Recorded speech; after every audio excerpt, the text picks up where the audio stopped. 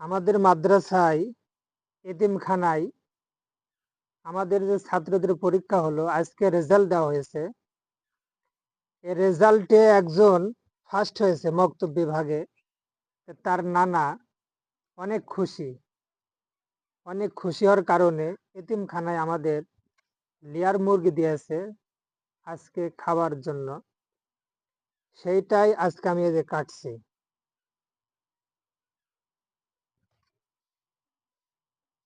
আসলে নানা এতটাই খুশি,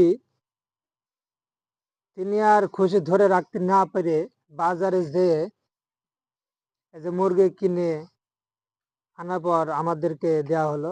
যে হুজুর বলছে যে হুজুর আমার নাতি ফার্স্ট হয়েছে মক্তবের মধ্যে, এজন্য আমি অনেক খুশি।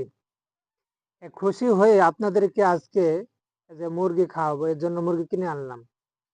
আজকে আপনারা এতিম যারা আছে তাদেরকে রান্না করে দেবেন। আর এই সেই মুরগি আমি কাটতেছি।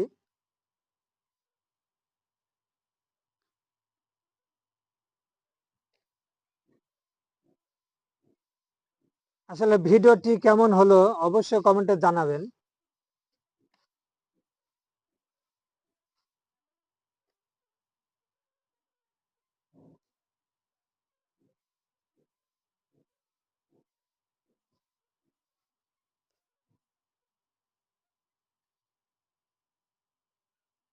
হুম,